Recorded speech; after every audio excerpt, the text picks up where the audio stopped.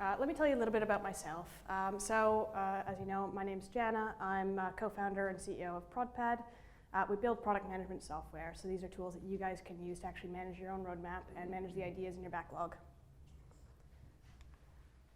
But enough about me. Let's talk about roadmaps, and in particular about roadmap transparency. So road mapping is a really contentious subject, and that's because the processes around product management as a whole are still up in the air. They're still being developed. Unlike project management, where you've got different processes like Agile and Scrumban and Kanban and classic waterfall, they've all got these defined, really set processes and a lot of tools around them. Product management is still kind of settling in, and people are still figuring out what it means.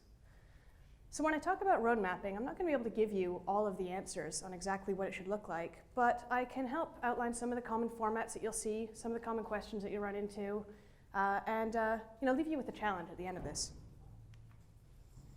So what is a roadmap? A roadmap, I call it an artifact that communicates the direction that you're going in order to meet your product vision. It's a communication document first and foremost.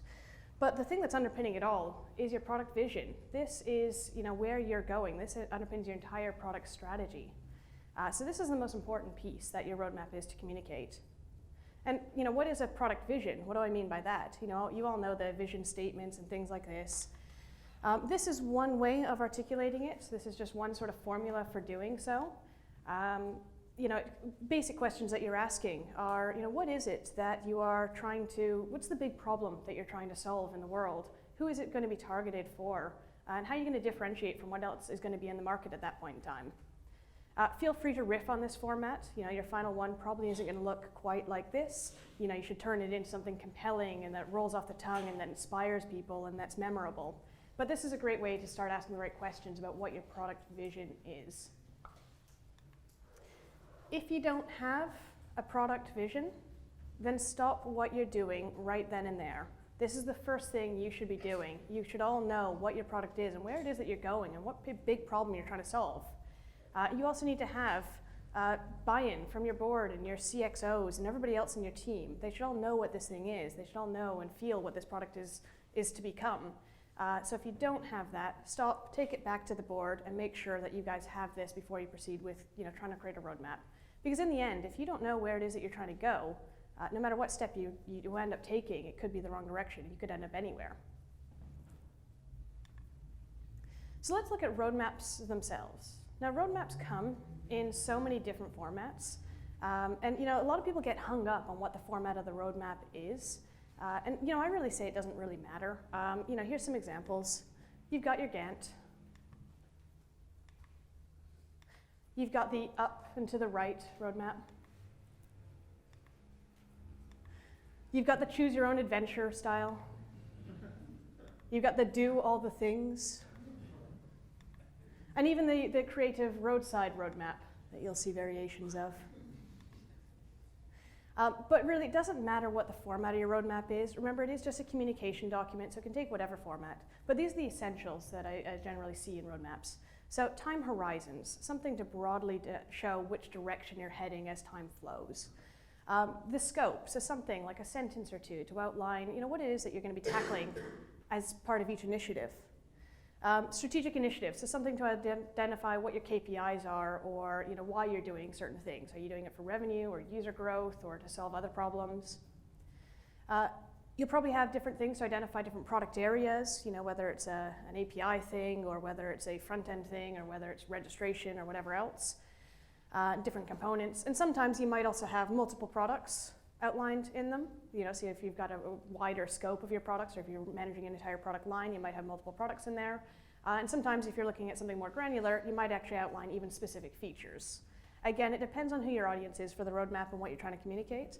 But this is the basics that you'll see in pretty much any roadmap. Here's the ProdPad roadmap, again, with all those elements in place. So we break it down by the time horizons of current, near-term, and future. We outline a quick scope as to what it is that you're trying to achieve. We use colors to identify strategic initiatives. So green might mean revenue stuff, and blue might mean user growth. Use tags to identify different product areas, and you can even attach specific ideas or features to each of these cards or each of these blocks so you know exactly how what's going to be tackled as part of each initiative. But again, this is just sort of one format of doing so. Now you will notice that there's something missing, and that's dates. We don't put dates on a roadmap. And this is for very good reasons, because of the nature of roadmaps. You know, if your roadmap is looking out anywhere from 2 to 5 years down the line, your company, you don't know how big your team's going to be in 6 months, let alone 2 years or 5 years. So you don't know how fast you're going to deliver on things. So anything that you're planning out further than you've actually put in the effort to do some project planning around, you're guessing. You don't know the exact dates. The other thing is that, you know, as your company grows and as your product grows, it's going to become more mature. Your team's going to become more mature. Your roadmap and your vision should lengthen in time. You know, when you first started, your product might have been, you know, you might look out 3 months because that's all you can actually see. As you're a much more mature company, you'll start seeing companies looking out 5, 10 years down the line. So as you grow, the length of your roadmap changes, and it becomes, you know, it has to remain flexible in order to keep that in mind. And also, you know, anything that you put on your roadmap, you know, things can change. The market can change. New competitors can come up. You might learn new things. If you create a roadmap and say, this is where we're going to be in Q3 and in Q4 and in next year, you know, by the time you get there, things might change. And if you're sticking to that plan that you came up with 6 months ago, you're possibly working on the wrong things, and that's putting you at a disadvantage. You know, you guys all work, most likely, in a somewhat agile way, in a somewhat lean way. You want to be able to change and move and keep working on the right thing as opposed to what you thought was right 6 months ago. So this is why we don't have dates on the roadmap. But I think it is important to differentiate between the release plan and the roadmap. They're different documents. And too often I see companies trying to combine them into one document, and you kind of get this mess of like a Gantt chart that's kind of making up dates and it isn't quite right. So the release plan is a real document, and it's really there to, it's a project management document. It's short term. It's looking out as far as you can plan your next few sprints. So it might plan out the next 2, 3 sprints or 6 weeks of your company's life. And in the release plan, it's looking at you know, what dates are going to be out there, what's dependent on what features are going to be delivered, who's working on what, and what kind of constraints do you have. These are the things that you know and that you've put the effort into planning out. You know, you might have a scrum master or product owner or somebody like that planning these out to make sure that you've got the release dates. This is a real document. You should have a version of this, but I would keep it separate from the roadmap so that your roadmap can actually become the flexible document that it needs to be so that it can actually communicate your product vision. So having some flexibility in your roadmap is a really good thing. What it does, it opens up the conversation so that you can really talk about the order of things that you're tackling, the big scope. What big problems are you tackling? Are they the right problems? Are they in the right order, generally speaking? And you're not worried about whether, you know, if the iPhone app is going to be out in February or March 2017 or not. It doesn't matter. What really does matter is that you're actually working on the right thing and you're working towards that. By the time you get there, and by the time you start working on that project, your team might be completely different anyways, or you might not even need an iPhone app or whatever it is that you were aiming for. So leaving it flexible without the dates does really help. And it changes the conversation, because instead of saying, you know, this is going to be out by this date, you can say, this is what we are tackling, and here's the things that we think are more important than it.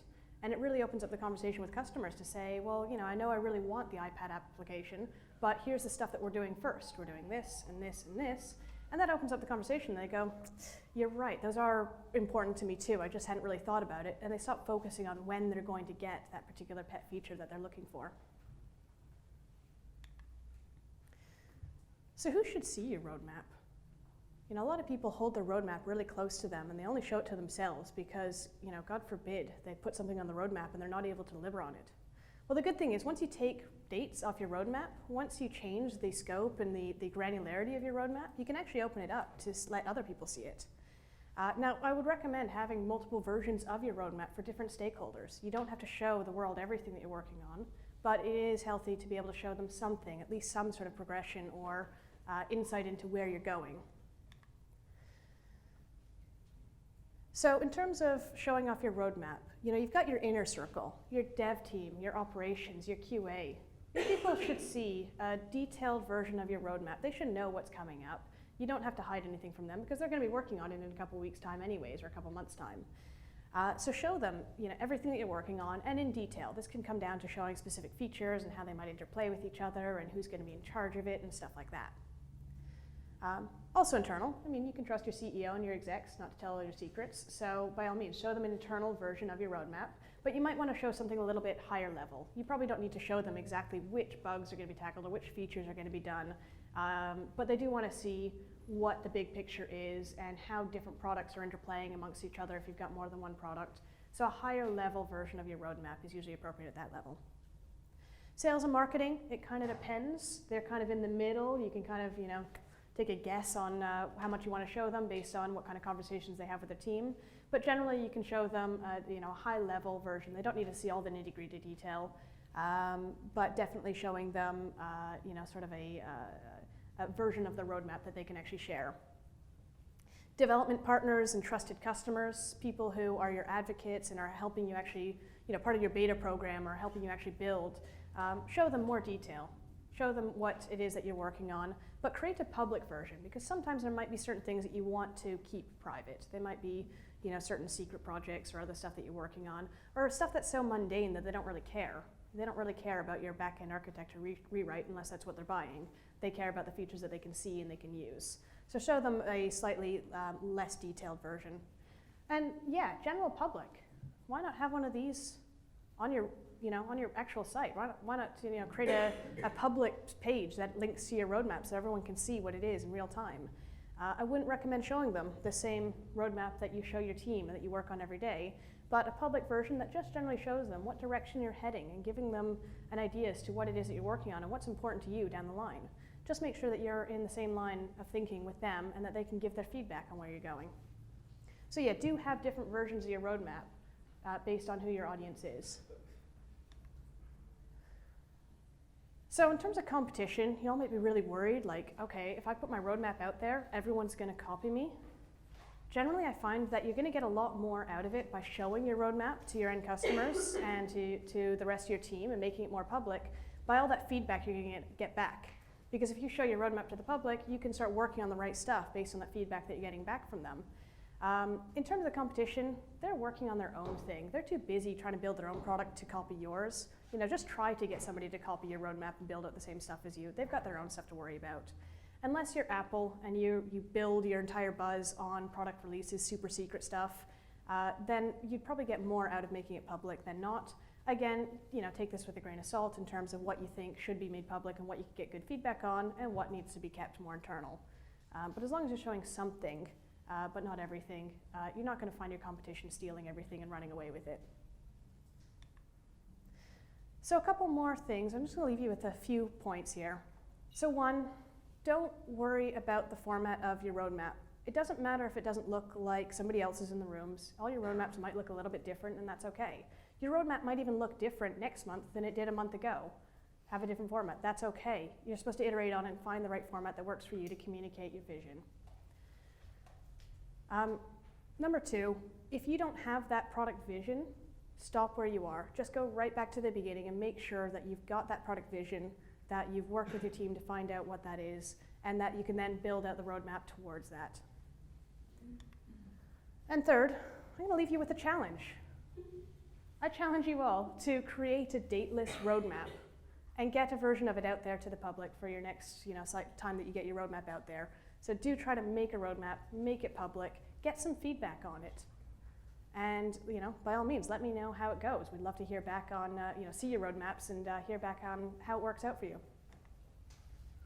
Thank you.